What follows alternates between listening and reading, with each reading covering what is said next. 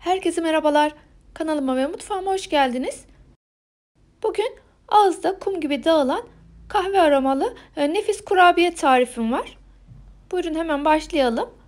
Karıştırma kabına 250 gram tereyağı alıyorum. Margarin de kullanabilirsiniz.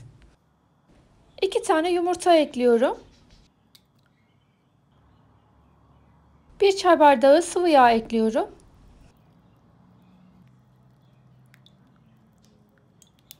Şöyle bir karıştırdıktan sonra katı malzemeleri ekliyorum.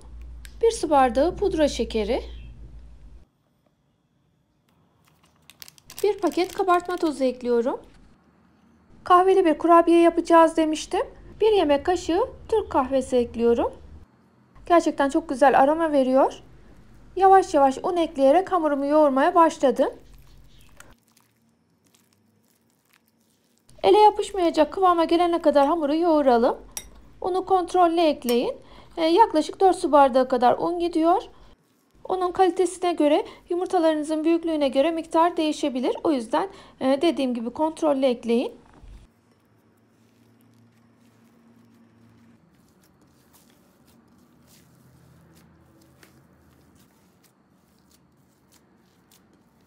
Hamurum toparlandı. Ele yapışmayacak kıvama geldi. Bakın şöyle avucumda sıktığımda güzel şekil alıyor. Ben kurabiyelerime şeklini vermeye başladım bile. Şekil vermek için de tırtıl kurabiye yaptığım duyu kullandım. Siz kurabiyeleri ceviz büyüklüğünde yuvarlayıp ortasına da parmağınızla bastırabilirsiniz. Benim gibi şekil verecekseniz ucu yıldızlı büyük boy duyu kullanabilirsiniz. Duyun içine hamurdan biraz alarak böyle yuvarlak şekilde sıkıyorum. Ortasına da bir parça hamurdan koyup böyle parmağımla bastırıyorum.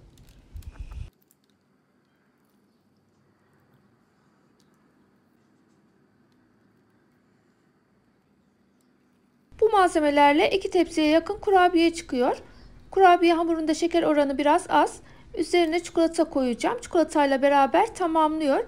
Ama eğer siz sade yapmak isterseniz pudra şekerini 1,5 su bardağı kullanabilirsiniz.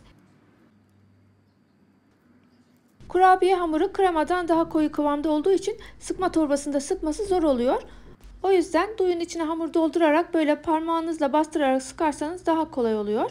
Buradaki en önemli püf noktası hamuru sıkarken koparmamak. Kurabiyeleri hazırladım, artık pişirebiliriz. Fırını 180 dereceye ayarladım. Üzeri hafif kızarana kadar pişirelim. Pişme süresi her fırına göre değişebilir. Yaklaşık 25 dakikada pişiyor.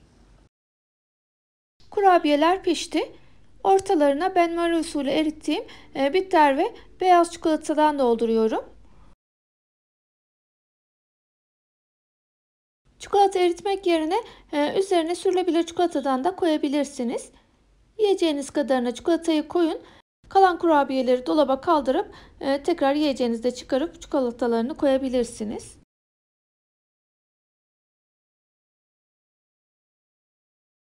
Bu kurabiyeler çay kahve yanına çok yakışıyor. Çok hafif bir tadı var. Bakın ben birazın üzerine çikolata koymadım.